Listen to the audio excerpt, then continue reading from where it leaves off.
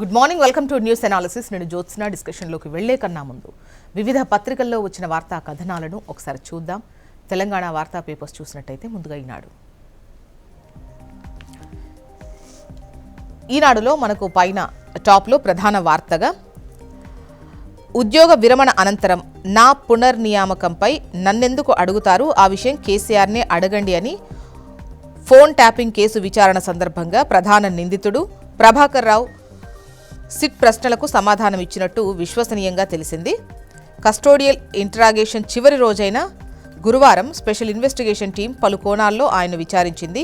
హరీష్ రావుకు మావోయిస్టుల నుంచి ప్రాణహాని ఉన్నందున జాగ్రత్తలు చెప్పేందుకు మాత్రమే ఆయనతో తరచూ సంప్రదింపులు జరిపాం తప్ప వేరే ఉద్దేశం లేదని విచారణలో ప్రభాకర్ రావు చెప్పినట్టు సమాచారం.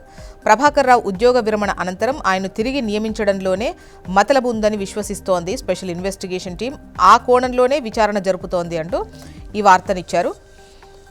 నా పునర్నియామకంపై కేసీఆర్నే అడగండి అన్నటువంటి హెడ్లైన్తో.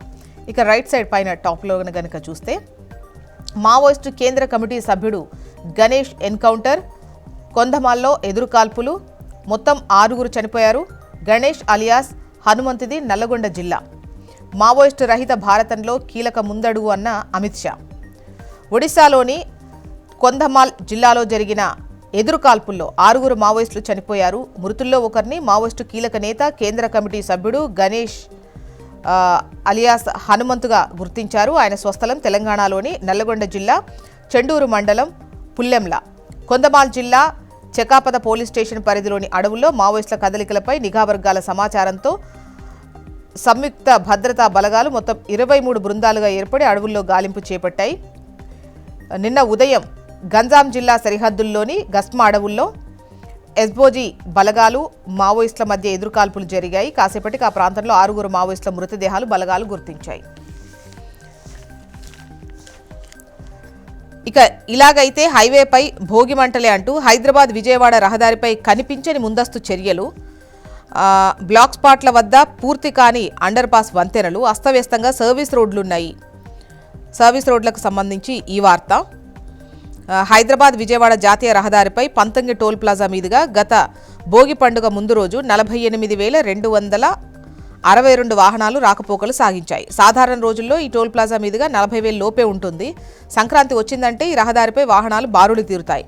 టోల్ ప్లాజా పట్టణాలు కూడళ్లలో వాహనాల రాకపోకలు తీవ్ర అంతరాయం ఏర్పడుతుంది. గతేడాది సంక్రాంతికి ముందస్తు ప్రణాళిక లేకపోవడంతో దారి పొడవునా ట్రాఫిక్ జామ్ అయింది. సో అనుకున్న టైంకి బయలుదేరకపోతే భోగిమంటలు ఇక్కడే వేసుకోవాల్సినటువంటి రహదారిపైనే భోగిమంటలు వేసుకునే పరిస్థితి ఉంటుంది అనేది ఈ వార్త. కృష్ణా జలాల్లో తెలంగాణకు అన్యాయం చేసింది కేసీఆరే అని అంటున్నారు బండి సంజయ్. కొందరు ప్రస్తుత మంత్రులపై భారీగా అవినీతి ఆరోపణలున్నాయి. ముఖ్యమంత్రి భాష సరికాదు అంటున్నారు బండి సంజయ్. నెక్స్ట్ ఆంధ్రజ్యోతి. అమెరికాలో సాగు భళ అంటూ వ్యవసాయంలో తెలుగు ప్రవాసుల జోష్, పంట భూముల కొనుగోళ్లలో దూకుడు అంటూ అమెరికా వెళ్ళినా అంతరిక్షంలోకి వెళ్ళినా మన తెలుగువారు మాత్రం మట్టితో చుట్టరికాన్ని మర్చిపోరు. పాడి పంటలపై ప్రేమాభిమానాలను అంత తేలిగ్గా వదులుకోరు. ఏళ్ల క్రితం అగ్రరాజ్యానికి వలసపోయిన వారు ఇప్పుడు అక్కడ వ్యవసాయాన్ని కొత్త పుంతలు తొక్కిస్తున్నారు. ఆధునిక సాంకేతికతను అందిపుచ్చుకొని రకరకాల పండ్లు కూరగాయలు పండిస్తూ ఔరా అనిపిస్తున్నారు అంటూ ఈ కథనాన్ని ఇచ్చారు. ఏపీకి చెందిన సమీర్, రాజేష్, కాంతి 2022లో ఎకరం 11 లక్షల చొప్పున డల్లాస్కు 2 గంటల దూరంలో డిలియోస్లో 333 ఎకరాలు కొనుగోలు చేసి పీకాన్ పప్పు పండించారు. టెక్సాస్ పీకాన్ గ్రోయర్స్ అసోసియేషన్ నుంచి 2025కు గాను బెస్ట్ న్యూ గ్రోయర్ అవార్డు అందుకున్నారు. సో ఈ కథనాన్ని హైలైట్ చేస్తూ మన వాళ్ళు ఎక్కడికి వెళ్ళినా కూడా వ్యవసాయం వదలరు అంటూ అమెరికాలో సాగు బల అంటూ ఈ వార్తను హైలైట్ చేసింది ఆంధ్రజ్యోతి. ఇక సంక్రాంతికి రైతు భరోసా, యాసంగి పెట్టుబడి సాయానికి 9,000 కోట్లు, జనవరిలో సాగు ముమ్మరం, అప్పుడే నగదు బదిలీ, సరైన సమయంలో సాగు ఖర్చులకు పనికొచ్చేలా పంపిణీ.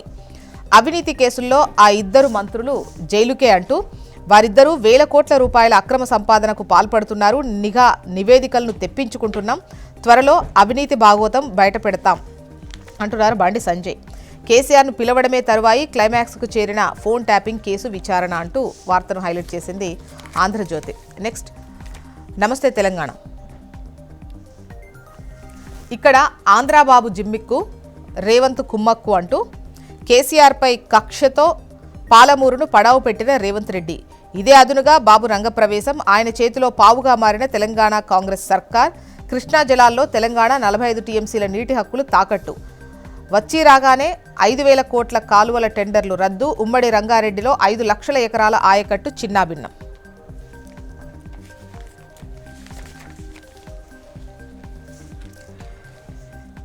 ఇక ఏపీ వార్తా విశేషాల్లోకి వెళ్దాం. ముందుగా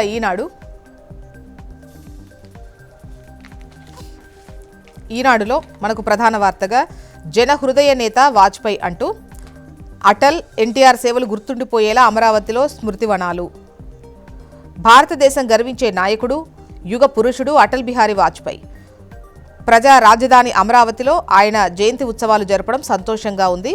భారతదేశం ఉన్నంత వరకు భారతీయుల గుండెల్లో వాజ్పేయి చిరస్థాయిగా నిలిచిపోతారు అని ముఖ్యమంత్రి చంద్రబాబు నాయుడు అన్నారు. సుపరిపాలన దినోత్సవం, అటల్ మోదీ సుపరిపాలన యాత్ర ముగింపు సందర్భంగా అమరావతిలోని వెంకటాయపాలెంలో నూతనంగా నిర్మించిన అటల్జీ స్మృతివనంలో 15 అడుగుల వాజ్పేయి విగ్రహాన్ని ముఖ్యమంత్రి చంద్రబాబు, కేంద్ర వ్యవసాయ శాఖ మంత్రి శివరాజ్ సింగ్ చౌహాన్ గురువారం ఆవిష్కరించారు. ఈ క్రమంలో సీఎం మాట్లాడుతూ జన హృదయ నేత వాజ్పేయి అని కొనియాడారు. అటల్ ఎన్టీఆర్ సేవలు గుర్తుండిపోయేలా అమరావతిలో స్మృతివనాల ఏర్పాటు అంటూ మాట్లాడారు.